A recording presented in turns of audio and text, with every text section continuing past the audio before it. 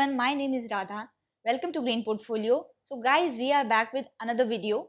So today we will be discussing ESG investing and all. For that we have Mr. Sumesh Guleria with us. He is a research analyst at Greenportfolio. So Sumesh, like what is this ESG? We have heard a lot about this ESG fund making headlines around the world. So can we have an insight into what exactly it is? Hi Radha, thanks for the lovely introduction. Let me just start with the meaning of ESG first. So, ESG means environment, social, and governance. And in investment terms, it means investing in those companies which are considering these aspects in their day to day operations. And you'll ask why? What is the need of this kind of investment? So, the reason is very simple: sustainability. We know we have limited resources on this planet, and our population is growing crazily. So at certain point of time we won't have enough resources with us. So the whole world leaders, they are coming together and taking various initiatives, to curb this issue. And ESG investing is one of those issues. Coming to the numbers part, in India there are only 23 ESG focused funds, whereas in US, UK there are more than 500 each. So you can see the potential that India still has. We are one of the largest economies in the world, but still we lag way behind US and UK. So that's why we Green Portfolio thought like why not to start our own fund, which is totally focused on ESG investing.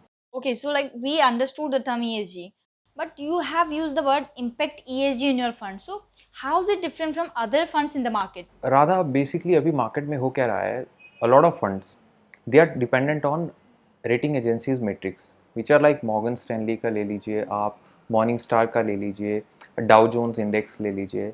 But what we feel as a fund, there's a problem, and the problem is these rating agencies or this data doesn't show or differentiate between who's leading the war from the front and who's seeing the war from the sidelines.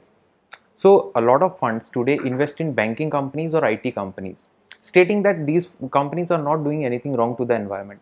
But that we can't take those companies, right? We need people, we need companies who are fighting against these aspects, who are leading the war against these challenges, against the sustainability aspects. So when we thought of the fund, launching this fund, we thought we won't be investing in those kind of companies who are seeing all these things from the sideline. We will be investing in companies those are making the world a better place. So that's why we have chosen the word impact ESG. From investor perspective, do they need to be worried about returns? Is it so? Not exactly. Why? Because we are not shifting from our core of investment, that is maximizing investors returns. Here in ESG investment, what happens that you give emphasis to certain other aspects which helps you in capital protection. So I'll give you two examples. One is Heikel Limited. So what had happened with Heikel, they generate a chemical which has to be discharged. Okay, they don't have the expertise in that. So what they did, they took a authorized transporters services for that. But what that transporter did, उसने वो openly discharge कर दिया, and that thing led to the death of 6 people and 22 fell sick. So this issue led to a serious investigation on the company. उनके management पे cases start हो गए, police were behind those guys, and even Maharashtra pollution control board जहाँ पे उनका plant था, they give a notice to the guys that the plant जहाँ से वो केमिकल जनरेट हुआ था, it has to be closed, and that particular plant generates around 15% of the revenue of the company. So you can see that 15% will be compromised for number of months. So definitely this impact on performance will impact the share price also. So by this our share price will come down. So while selecting stock, if ESG is not considered, okay, so that might lead to these kind of situations or outcomes where your share price or the prices of the stocks that you are invested in might fall. So ESG helps you in getting a certain level of protection from those aspects. Second example would be Manpasand beverages. So at one point of time, Manpasand beverages was the darling of the market. Okay, it was competing against Maaza, Fruity, and giving them a very hard time in rural areas or tier 2, tier 3 cities. But what happened in 2018? उनके जो auditor थे Deloitte, they resigned, stating कि boss, you are not giving me enough information. So and this was the first red flag. हमें वहीं पे exit ले लेना चाहिए था, because this is a serious governance issue. And the moment this news came out कि Deloitte ने resign कर दिया है, their share price tanked from 400 levels to 110 levels within a span of 1 or 2 months. This was the first red flag. यहीं पे exit ले लेना चाहिए because of governance issues. But what happened in 2019? 2019 में tax authorities went behind those guys, the management of the company, stating इन्होंने 40 करोड़ का GST fraud किया है. And the moment this news came out, share price 110 से सीधा 7 रुपए पे चला गया. And that is a serious erosion of capital for the investor. So ESG, if someone would have given emphasis to ESG aspect of, while investing in these two companies, they would have protected certain amount of their money. Okay, so returns will be made if your focus is, the core of the business is good, that you'll end up making good returns on the stock, but certain level of protection on the capital that ESG ensures in the long run. Okay, so like you have talked about ESG funds. So Sumesh, is there any specific sector you are focusing for investment? Rather, we are sector agnostic, and we have kept the same thing in ESG fund also. That means we are not bound for certain sectors, because what, as I told you earlier, majority of the funds, they are invested in either IT companies or banking companies, and those are playing from the sidelines. We don't want to have that approach. We want to invest in companies those are actually doing something on the ground.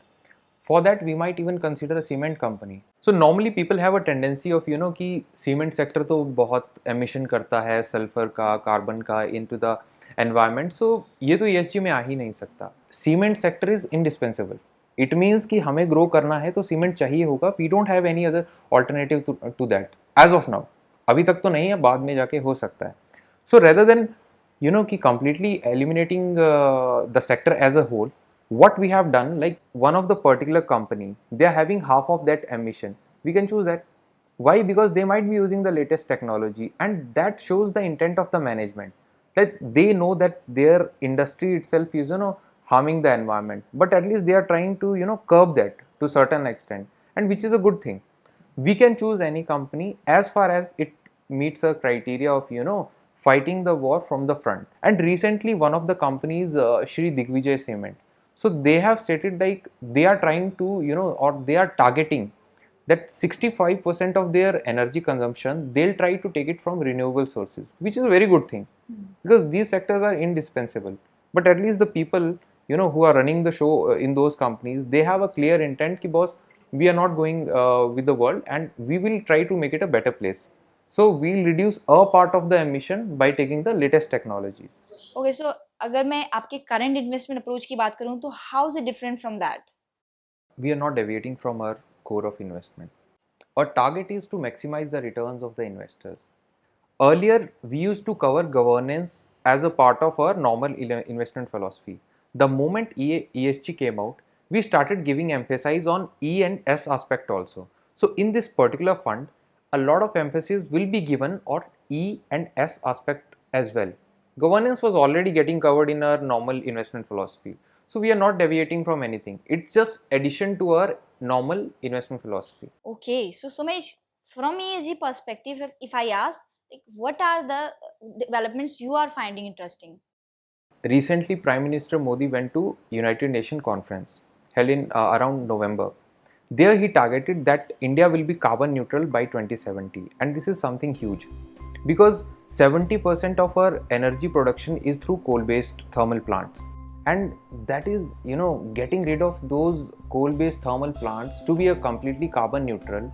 It's a very big statement. And on top of that, earlier he had already set a target of achieving 50% energy generation from renewable sources by 2030. So the whole idea behind being carbon neutral or shifting a demand from non-renewable resources to renewable resources, it sets the paradigm of the whole aspect around the country. And we also, as a fund, so couple of months back we got registered with UNPRI. UNPRI is initiative of United Nations which states principles of responsible investment.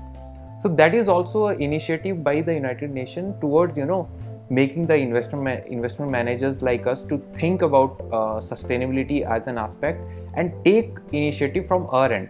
because we can't rely on government completely.